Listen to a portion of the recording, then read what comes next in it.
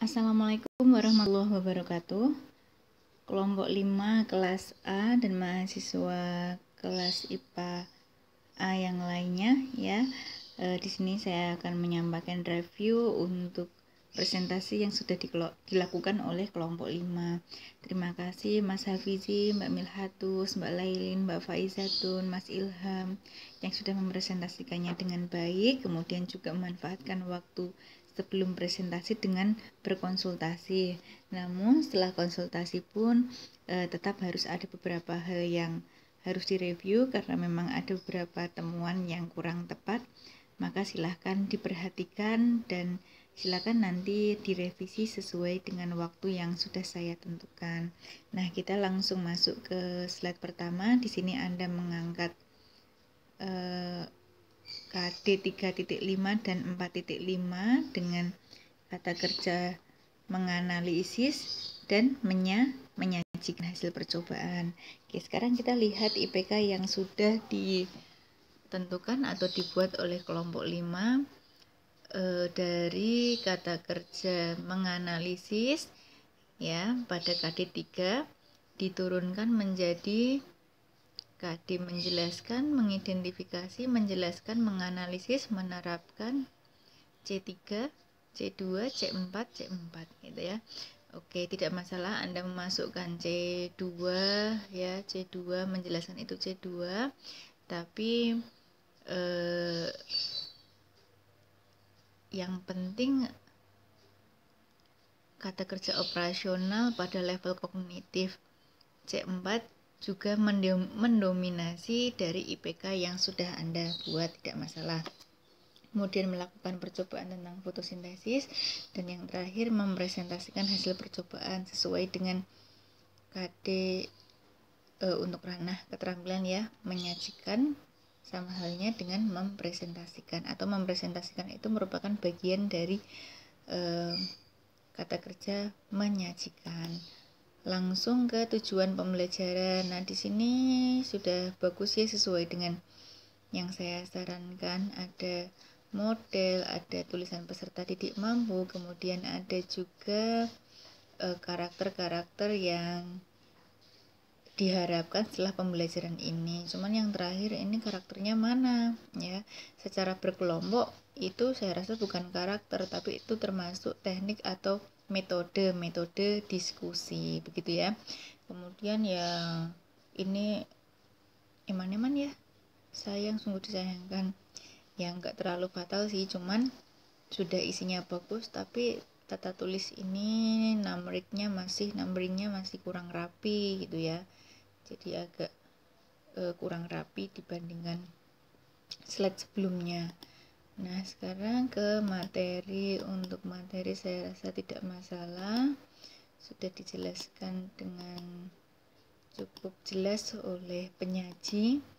Kemudian masuk ke model pembelajaran, pendekatan, strategi, metode yang sudah diambil. Nah, di sini mengambil PBL, saintifik, induktif, saya rasa sudah sesuai ya.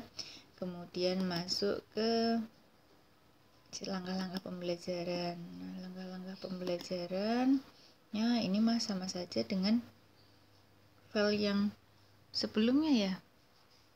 Belum dituliskan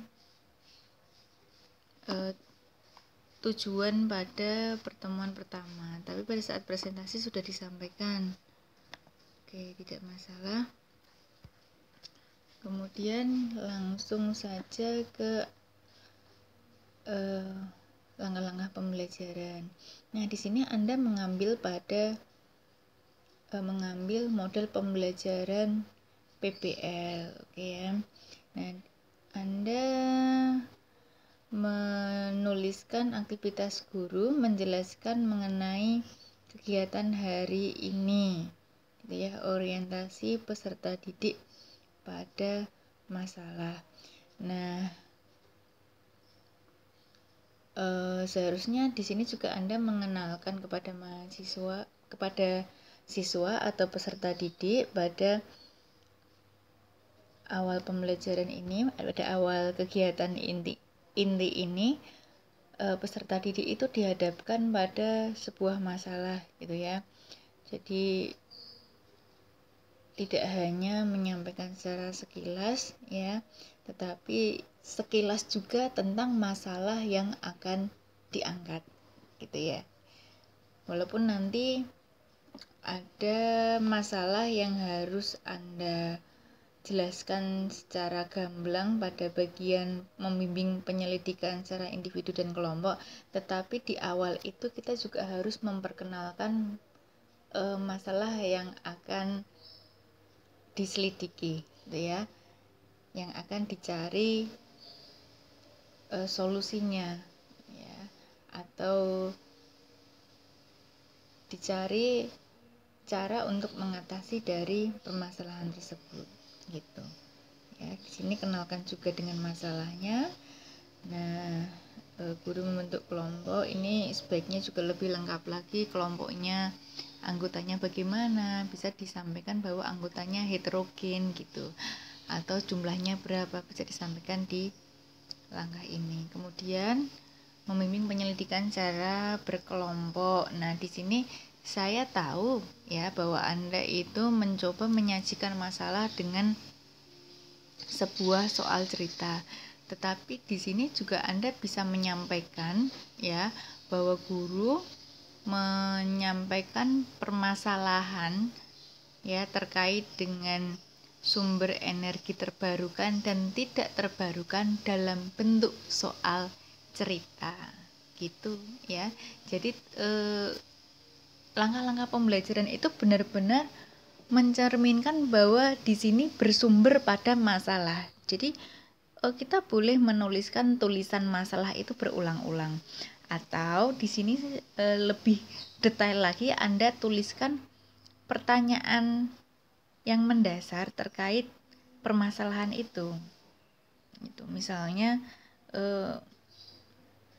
bagaimana jika nanti ya sumber energi tidak terbarukan itu habis atau jumlahnya sedikit, itu sampaikan juga pada aktivitas guru ya. Tapi tidak semua pertanyaan-pertanyaan itu Anda masukkan, Anda bisa memilih salah satu sebagai bentuk pertanyaan yang menunjukkan suatu masalah yang harus dipecahkan oleh peserta didik itu ya, atau menunjukkan suatu gambar ya, menunjukkan suatu gambar antrian kendaraan bermotor atas langkahnya sumber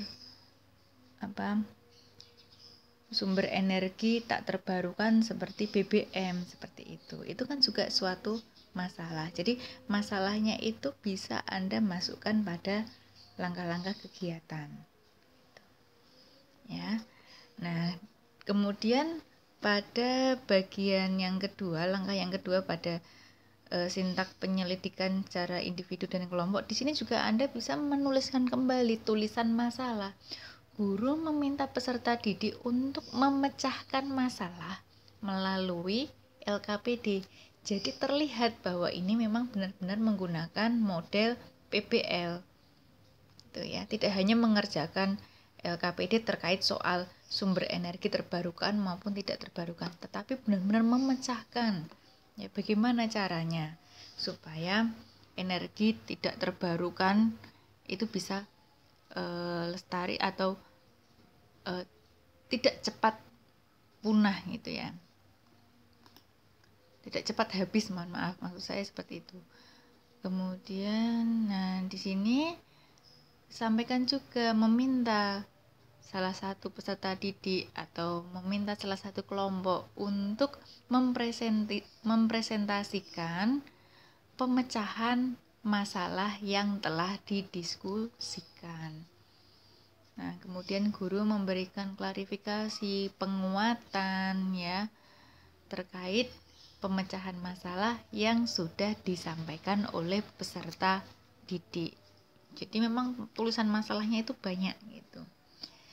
Nah, pertemuan kedua juga sama ya.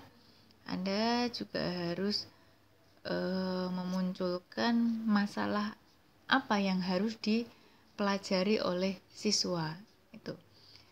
Misalnya gambar yang terkait dengan energi potensial dan energi kinetik dalam kehidupan sehari-hari. Kenapa bisa seperti itu? Kenapa bisa seperti ini? Ya. Jadi masalah itu tidak harus negatif, ya. Anda bisa menunjukkan bagaimana jadinya apabila ya benda jatuh seperti ini. Itu juga termasuk suatu masalah yang harus dipecahkan oleh siswa. Nanti siswa bisa memecahkannya dengan menggunakan rumus-rumus seperti itu. Ya, itu dikenalkan orientasi pada masalah, maka masalah itu juga perlu dikenalkan pada bagian awal. Nanti masalah yang harus dipecahkan itu nanti bisa dimasukkan secara lebih detail pada bagian sintaks yang ketiga ini. Oke, selanjutnya seperti yang saya sampaikan pada pertemuan pertama tadi ya. Nah, ini lagi, malah materi yang ada pada modul. Kurang tulisan sekilas ya. Pada pertemuan-pertemuan sebelumnya kayaknya ada tulisan sekilas ya. Berarti materinya tidak terlalu banyak. Akan lebih baik itu hal-hal yang diamati oleh siswa itu bukan penjelasan dari guru, tapi bisa dari video atau dari suatu gambar atau dari suatu alat peraga. Ya, bukan penjelasan sekilas. Ya boleh ya menggunakan penjelasan sekilas, tapi akan lebih baik itu melalui gambar-gambar.